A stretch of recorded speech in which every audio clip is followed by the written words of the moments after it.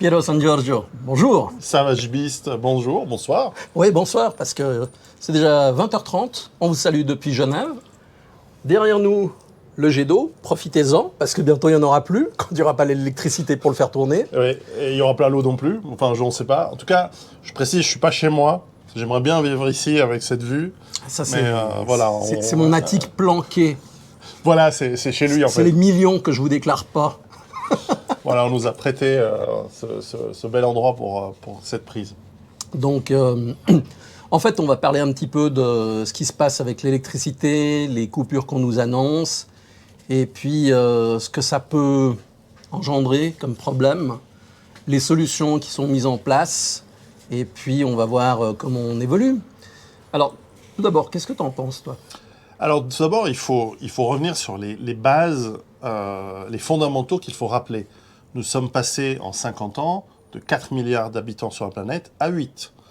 8 milliards d'habitants qui, notamment pour la Chine, pour l'Inde, mais aussi pour l'Afrique, consomment de plus en plus, veulent vivre de mieux en mieux et qui, pour une grande partie, ont même migré vers l'Europe ou les États-Unis, dans lesquels la consommation de tous les biens, de services, de produits, de nourriture, même la surface dans laquelle on vit, elle a augmenté aussi considérablement. Donc en fait, notre consommation de ressources, qu'elles soient agricoles, donc l'eau, les terrains agricoles qui vont avec, carburant, sources d'énergie diverses pour fabriquer de l'électricité ou faire tourner les industries, gaz, pétrole, charbon, etc., elles ont augmenté de manière exponentielle. Et la Terre n'est pas infinie, c'est une grande planète, mais enfin, c'est pas infini.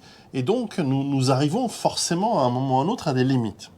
Alors, est-ce que nous arrivons à des limites aujourd'hui qui sont absolument déjà atteintes, ou alors est-ce qu'on s'y approche ? Moi, je pense qu'on s'y approche de manière très importante, et cela explique une partie des paniques et des crises qui sont soit provoquées par la prise de conscience au sein des cercles dirigeants que peut-être qu'il n'y aura pas des ressources pour tout le monde très longtemps, et que donc il va falloir un petit peu partager différemment les choses, il faudra qu'ils en aient encore plus pour eux. Ou alors, c'est qu'on veut nous faire peur, on veut nous organiser une sorte de terreur permanente. Alors, on a eu le Covid, on a eu la guerre en Ukraine, on a eu la maladie du singe sodomite, on aura d'autres choses. Alors maintenant, on nous dit, voilà, attention, l'électricité elle va être coupée cet hiver, pour que les gens soient dans une sorte de peut-être, hein, je ne sais pas, mais il y a des coïncidences quand même étonnantes. On nous annonce ces coupures dans tous les pays occidentaux et d'Amérique du Nord, simultanément, au même moment. Est-ce qu'on nous prépare à quelque chose ? Est-ce que c'est vraiment réel et nécessaire ? Est-ce que ça cache une mauvaise gestion ? Sans doute un peu de tout ça. Mais certainement, le fondamental, c'est qu'on ne va pas y échapper à terme. On est vraiment très nombreux. En tout cas, l'augmentation a été très forte, elle a été exponentielle. Nous consommons de plus en plus. On nous parle de voitures électriques en imaginant que l'électricité, elle vient de comme ça, de nulle part, de panneaux solaires qui sont, je sais pas, qui poussent sur des arbres. Il y aurait des arbres à panneaux solaires. Non, il faut fabriquer tout ça. Il faut fabriquer avec de l'énergie. Par exemple, les tuiles du toit de ma ferme, que j'ai refait le toit il y a quelques semaines, eh bien, on m'a expliqué que j'ai eu de la chance. J'ai eu les dernières tuiles qui étaient en stock chez le fournisseur, car il n'en a plus, parce que l'usine en Allemagne qui fabrique des tuiles, elle a des fours qui sont énormes pour faire ces tuiles qui sont de très bonne qualité, qui vont durer un siècle. Ces tuiles, elles sont fabriquées dans des fours à gaz.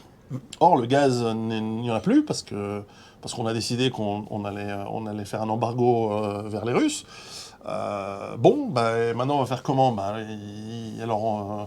Vous manquez de pain, vous allez manger du gâteau, comme dirait l'autre. Alors, ils nous disent, peut-être qu'il faudrait faire des fours électriques. Mais d'abord, changer, ça se fait pas facilement. C'est comme le gaz de remplacement de ce qui manque de la Russie en Europe. Parce que toutes les industries chimiques européennes, maintenant, ont de la peine à fabriquer leurs composants, leurs molécules, leur peinture, parce que ça manque de gaz, de four, etc. On nous dit, il va falloir venir d'Amérique du Nord ou du Qatar, mais les méthaniers, il n'y en a pas assez. Il faudrait en fabriquer 6000 pour faire venir l'équivalent de gaz qu'on a plus de la Russie à travers l'Ukraine. Et ces 6000 méthaniers, ils ne vont pas se fabriquer en 2 jours. Donc on est de toute façon en train d'entrer dans des périodes extrêmement difficiles. Ce qui pourrait expliquer que dans certaines classes dirigeantes, mais très très élevées, hein, pas les politiciens, les présidents qui eux ne contrôlent plus rien, au-dessus, qu'on est en train de nous dire, peut-être nous préparer à des réductions de population qui sont peut-être déjà en cours, j'en sais rien, je ne suis pas dans le secret de ces dieux minables, mais il est possible qu'on va vers des réductions de population, soit par le chaos, soit par des crises amplifiées volontairement ou créées de toutes pièces, ou alors simplement par la force des choses, ça va être de plus en plus difficile. En tout cas, on nous annonce de manière la plus officielle possible. La ville de New York annonce à ses habitants qu'ils doivent se préparer à une guerre nucléaire. Bon, c'est bien, ils pourront lire mon livre NRBC, qui est disponible en anglais aussi. Et on a de plus en plus les États comme la Suisse aujourd'hui qui nous dit peut-être ce serait bien d'avoir des piles, des batteries, des torches, des bougies chez soi, etc. Chose que l'on a toujours normalement eu et qu'on sait faire depuis la guerre froide, depuis toujours, même depuis la guerre, avant-guerre. Mais enfin, on nous le rappelle, et comme je te disais avant qu'on enregistre l'émission, ce qui est très intéressant à observer, ce n'est pas en fait la coupure d'électricité qu'on nous annonce de quelques heures par jour. Alors est-ce que ce sera pour les particuliers, pour les entreprises, pour tout le monde ? C'est très complexe le système d'électrique. Par exemple, nous avons en Suisse les chemins de fer nationaux, les CFF, qui ont leur production électrique à eux, qui ont leur réseau à eux, qui est déconnectable, je ne sais pas si on dit ça en français, mais il peut être déconnecté du réseau national pour pouvoir faire fonctionner les trains, même s'il devait y avoir une panne générale dans toute la Suisse. Donc on a toutes sortes de composantes. Alors est-ce que les hôpitaux et les bases militaires sont sur un réseau parallèle ? Elles ont de toute façon, comme les centrales nucléaires, des génératrices, avec des semaines de fuel disponibles. L'armée, elle a des bunkers avec des semaines de fuel pour leurs générateurs, etc. Donc, on n'est pas dans un chaos annoncé et brutal. En revanche, il y a un aspect psychologique. La Suisse est censée être un des pays les plus riches du monde. Nous avons des infrastructures qui sont parmi les meilleures au monde. Et là, tout d'un coup, on nous dit, les mecs, on est en train de se préparer, à partir de janvier, février 2023, à avoir le genre de coupures électriques qui sont communes au Burkina Faso ou dans des pays du tiers-monde. Et ça, pour les Suisses, c'est étonnant. Alors, ce qui est intéressant, c'est au moins les autorités nous l'annoncent. Alors, nous, on le savait par nos contacts avant moi, je le sais depuis l'hiver dernier. Donc, on le savait avant que ça ait été annoncé au public par l'armée. On savait très bien que ça allait venir. Mais qu'en est-il dans les autres pays ? Est-ce que dans les autres pays, on annonce ce genre de problème ou alors simplement on le cache aux populations ? Donc, il faut voir les différentes en Espagne, ils ne le voient même pas. L'Espagne a un excédent de production qui vendent à l'Algérie et au Maroc pour l'électricité en faisant augmenter artificiellement les prix de l'électricité en Espagne. Ce qui veut dire qu'on a eu plus de 500% d'augmentation de l'électricité. Pour ma part, comme je suis passé depuis 5 ans en mode solaire, cette année, j'aurais amorti mon investissement. C'est très bien. Là-dessus, ce que tu dis fait remonter un point aussi important, c'est que vu ce qu'on a appris sur les crises passées, on a vu que depuis presque 25 ans, les guerres sont créées pour générer des profits pour les industries militaires. C'est pas nouveau, ça date de l'époque des Égyptiens, de Rome. C'est très ancien comme manière de faire, générer des guerres pour faire du profit. Donc ça, rien de nouveau. Est-ce que là, on a vu des crises qui ont généré énormément de profits pour certaines sociétés médicales et pharmaceutiques ? Bon.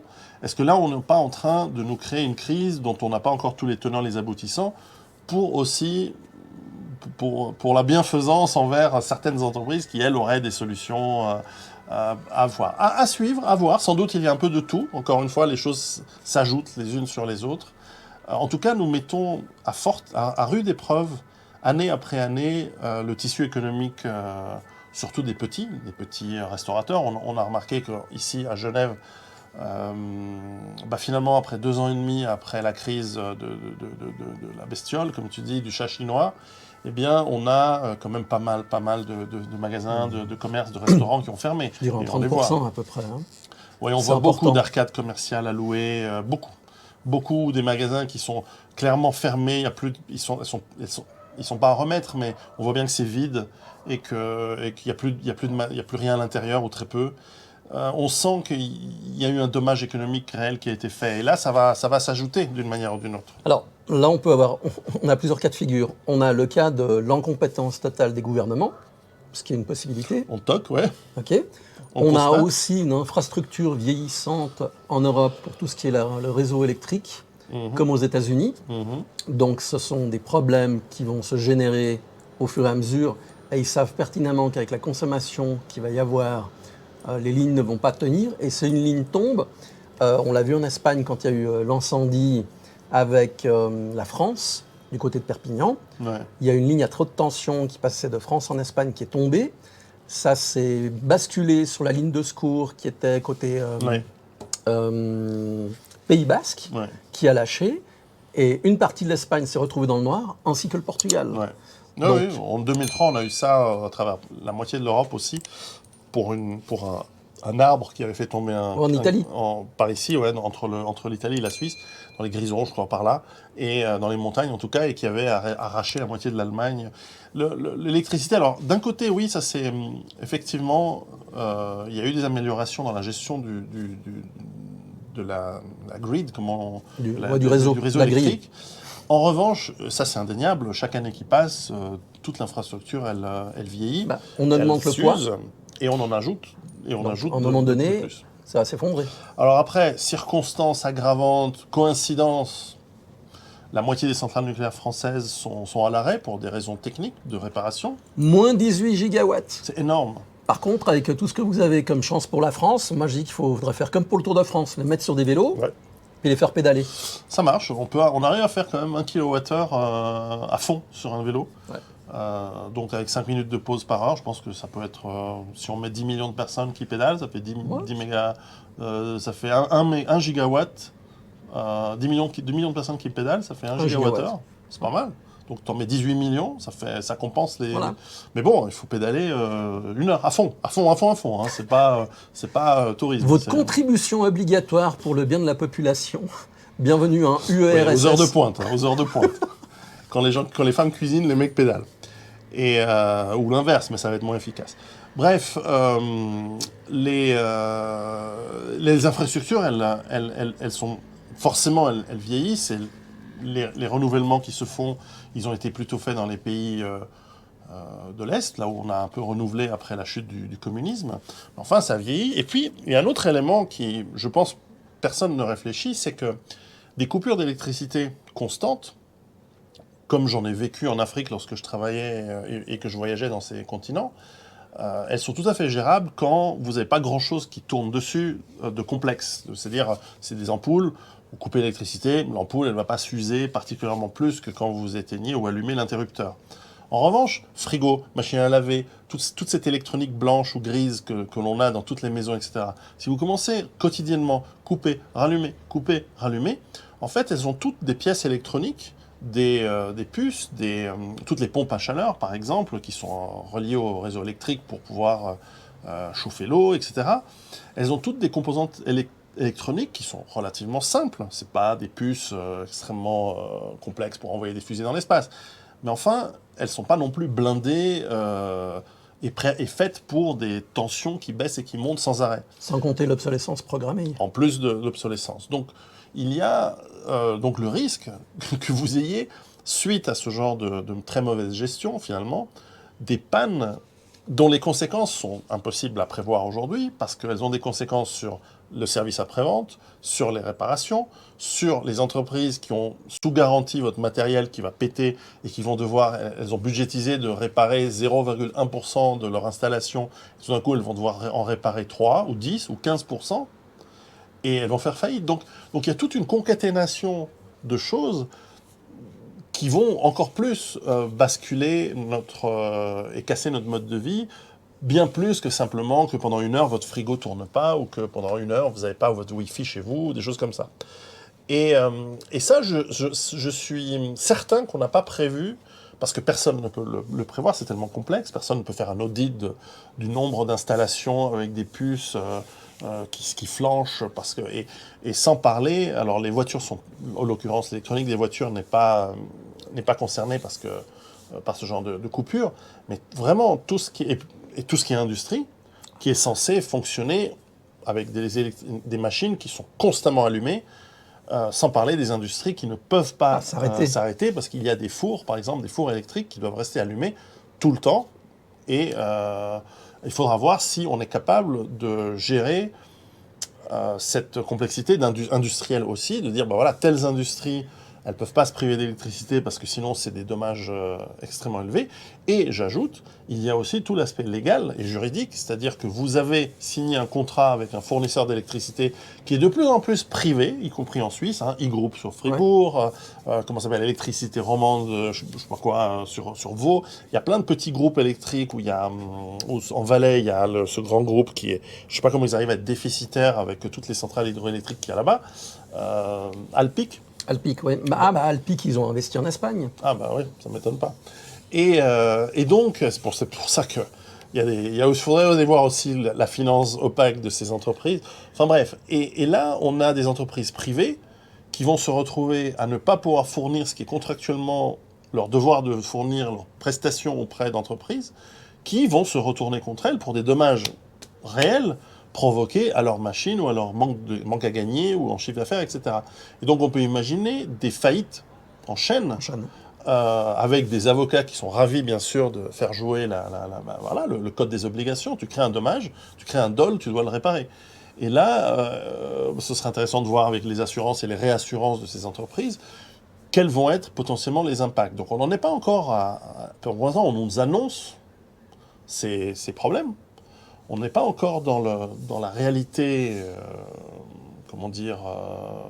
aboutie, parce qu'on va voir, et on n'a pas encore une vision des conséquences. Alors, il faut ajouter là-dessus qu'on a eu de manière, encore une fois, extrêmement intelligente, décidé que dans une croissance économique, dans une consommation électrique croissante, on allait se priver des centrales nucléaires, qui, bien que je sais que ça va à l'encontre de beaucoup de gens, ce que je crois beaucoup de gens, mais encore une fois, les ENRBC, où on explique comment fonctionnent les centrales nucléaires, eh bien, elles ont moins d'accidents que, par exemple, les barrages hydroélectriques. Statistiquement, il y a bien plus de gens qui meurent de barrages qui pètent dans le monde que de centrales nucléaires. Mal passé en France. Entre autres, et puis il y en a plein en Chine, en Venezuela, il y a des centaines de milliers de morts réels. Bon, ces centrales nucléaires, peut-être qu'on est allé un peu vite pour les éteindre. Peut-être qu'il fallait attendre encore 10 ans, encore 20 ans. C'est-à-dire qu'on a une partie de la population qui est devenue des Khmers verts. On avait les Khmers rouges, maintenant c'est les Khmers verts. Et en fait, ils poussent de tous les côtés pour sortir du nucléaire, mais ils sont dans l'incapacité de proposer des solutions de remplacement viables. C'est-à-dire, c'est bien joli du solaire. Moi, du solaire, j'en ai, je sais comment ça marche. Mais en hiver, par exemple, le solaire, la production que j'ai en été, elle diminue par 3. Donc je suis obligé de m'adapter. Seulement l'hiver, c'est le moment où j'ai besoin de plus d'électricité. C'est ça. Donc c'est un problème que ces gens-là n'ont pas tenu compte. C'est comme les éoliennes, ça marche quand il y a du vent, mais il n'y a pas tout le temps du vent. Puis il faut vachement de pétrole pour construire des éoliennes. Et elles ont une durée de vie aussi limitée. C'est très compliqué. La réalité, c'est que... Alors, parlons des bonnes nouvelles. La bonne nouvelle, c'est qu'en fait, on n'a pas besoin de beaucoup d'électricité. La lumière ne correspond pas, n'est pas une grande consommation électrique dans les maisons, etc. Ce qui consomme beaucoup, ce sont les grandes machines dans les usines. Ça, c'est la grosse consommation. Ce qui est sorti comme information, c'est qu'en fait, ils ne vont pas arrêter les télévisions ni les radios. Ah, parce que Big Brother, lui, doit pouvoir fonctionner. Mais là aussi, alors, par exemple, dans ma ferme, dans ma base autonome durable, depuis toujours, comme c'est le cas dans beaucoup de villages dans le Valais, par exemple, depuis des années, eh bien, tout ce qui est en 340 volts ou 380 volts, voilà, 380 volts, tout ce qui est en assez haute tension, eh bien, ne fonctionne pas, par exemple, entre 10h du matin et 12h30. Donc, tu ne peux pas faire tourner ta machine à laver, tu ne peux pas faire tourner ta machine à vaisselle, tu peux pas faire... Il y a plein de choses qui ne fonctionnent pas parce qu'ils gardent cette électricité pour